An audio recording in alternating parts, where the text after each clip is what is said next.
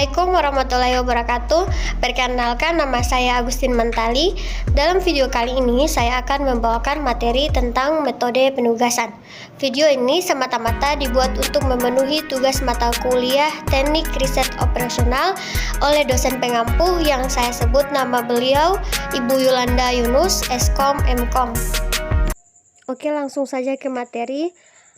Mengenai metode penugasan khusus untuk kasus maksimasi, metode penugasan pada kasus maksimasi ini juga menggunakan metode Hungarian.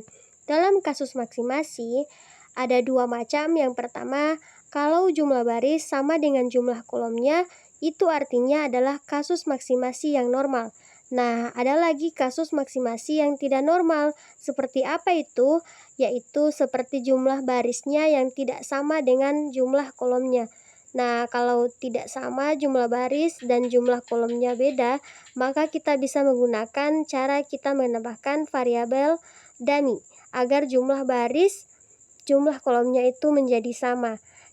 Kita langsung masuk saja ke langkah-langkah untuk penyelesaian metode penugasan untuk kasus maksimasi.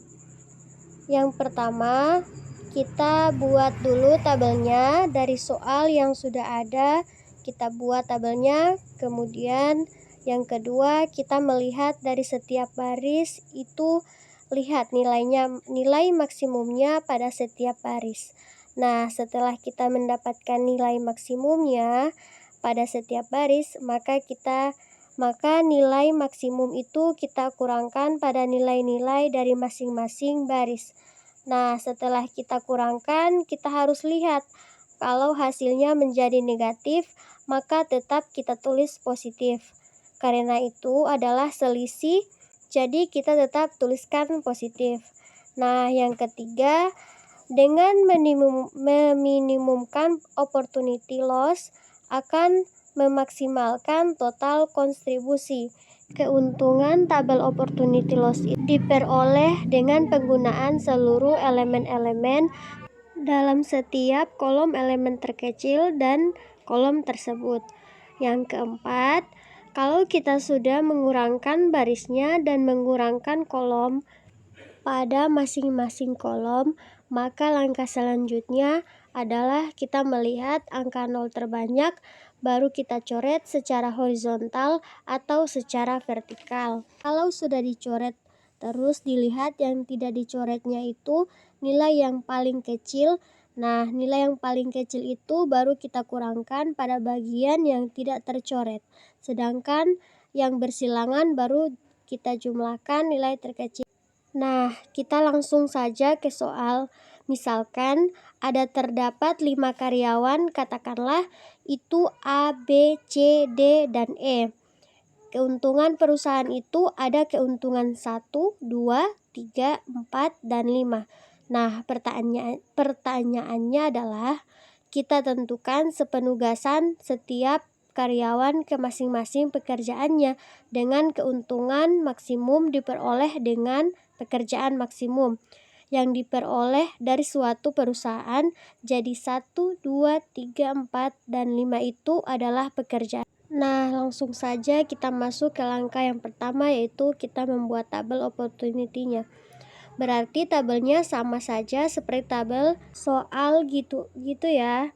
Kalau udah seperti itu, langkah yang kedua kita melihat nilai maksimum dari masing-masing baris. Maksimum A adalah 15, maksimum untuk 15, nilai maksimum untuk C adalah 12, nilai maksimum D adalah 16, dan nilai maksimum untuk D adalah 17. Kemudian setelah kita menemukan nilai maksimum dari masing-masing baris, maka mengurangkan masing-masing nilai baris itu dengan nilai maksimum dengan nilai yang sudah kita peroleh pada masing-masing baris tadi. Berarti untuk baris A, kolom K itu kan nilainya 10, selisihnya 10 dan 15 adalah 5, jadi tetap kita menuliskan positif.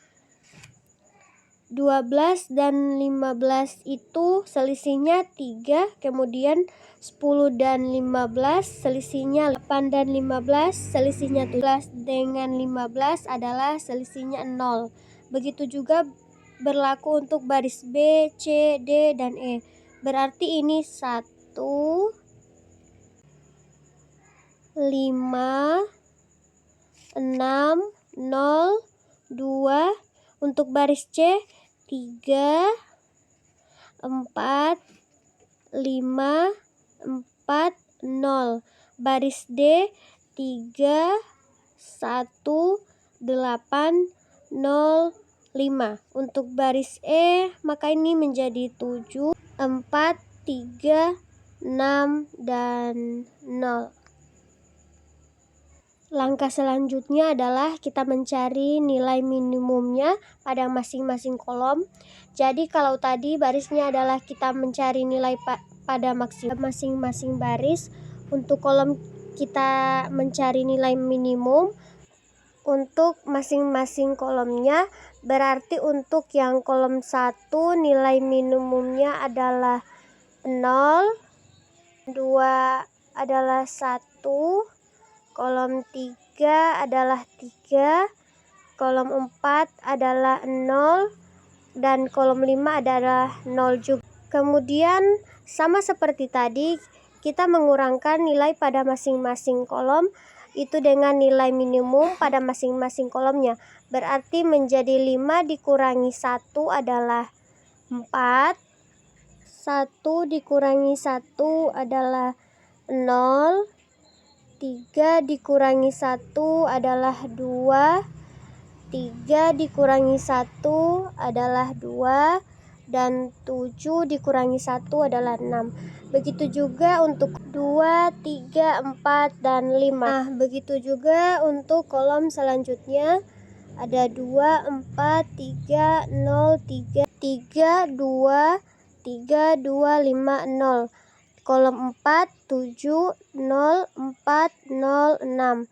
Kolom 5, 0, 2, 0, 5, 0. Nah, dalam kasus maksimasi, kita juga mencoret nilai 0 terbanyaknya. Kemudian kita coret secara vertikal atau horizontal. Lihat yang pertama adalah kolom yang kelima. 0-nya ada 3, maka kita coret. Kemudian kita lihat baris yang kedua.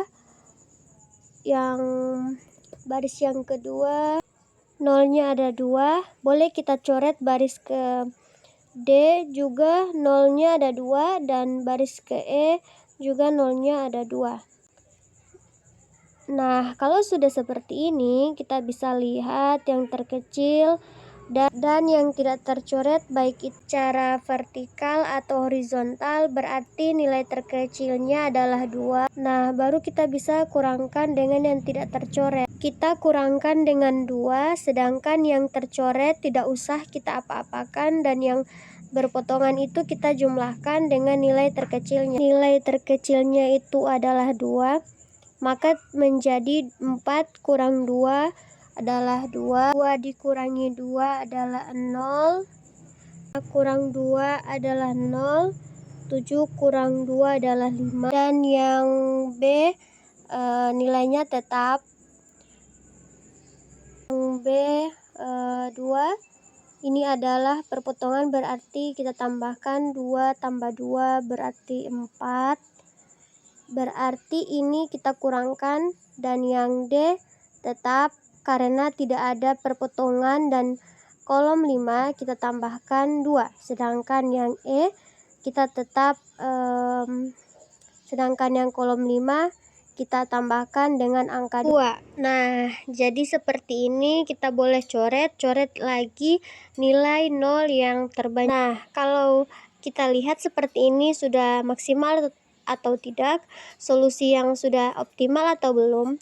Nah, ini akan sudah menjadi N kali N, 2 kali 2, yaitu baris B2, B5, E2, dan E5. Berarti kan sudah 2 kali 2, dia sudah optimal. Nah, kalau sudah optimal berarti kita langsung masuk ke solusi, yaitu A sama dengan 2,3,5, B 1,4, C 1,5, 1,3 dan 5, D 2 dan 4, E adalah 3.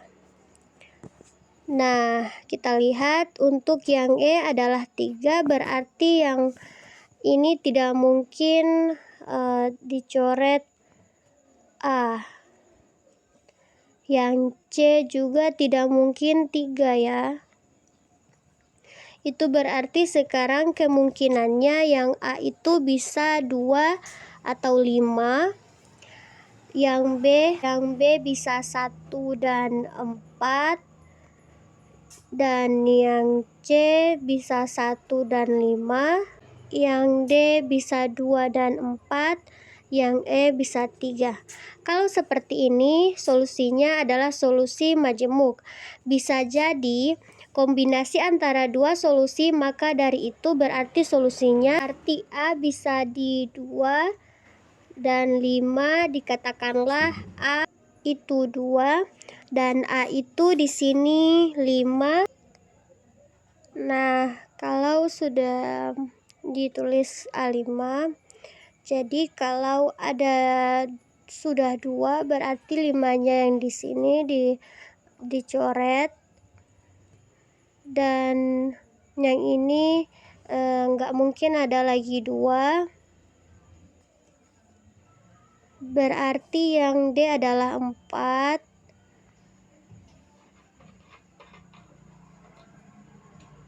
Kemudian yang B tidak mungkin 4. Berarti yang D adalah 1. Nah, kalau B sudah 1, berarti C-nya nggak boleh 1 ya. Berarti C-nya adalah 5. Dan yang E tadi 3.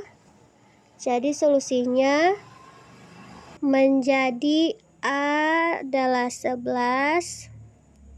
12 maksudnya. B berarti 1, 14. C berarti 5, 12. D adalah 4, berarti 10, 16 maksudnya, dan E ini 14. Jadi ini kita jumlahkan. Kemudian yang ini A adalah 5, C 1,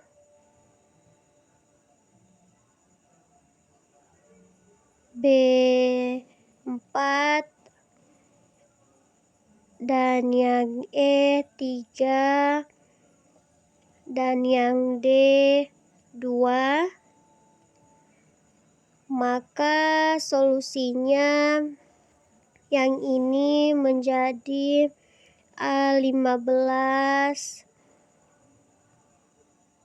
B 4, 14, C 9, D 15, dan yang E adalah 14. Yang ini kita jumlahkan.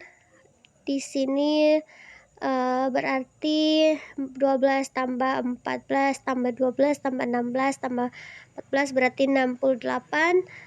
Dan yang ini 15 tambah 15 tambah 9 tambah 15 tambah 14 sama juga, nilainya tetap 68. Jadi solusi untuk soal ini akan memperoleh keuntungan maksimal jika karyawan A ditugaskan untuk pekerjaan 2, karyawan B ditugaskan untuk pekerjaan 1, karyawan C untuk pekerjaan 5, karyawan D untuk pekerjaan 4, karyawan E untuk pekerjaan T, maksudnya untuk pekerjaan 3. Atau bisa yang A, karyawan A pekerjaan 5, karyawan B pekerjaan 4, dan untuk karyawan C pekerjaan 1, karyawan D untuk pekerjaan 2 dan karyawan E pekerjaan 3. Sehingga memperoleh keuntungan maksimal 68. Jadi ini contoh kasus yang memiliki solusi majemuk, yaitu ada 2 solusi dalam solusi tersebut. Oke, saya rasa cukup sampai di sini penjelasan saya untuk kasus maksimasi. Bila ada penjelasan yang kurang dimengerti, tolong di komen ya. Dan terima kasih.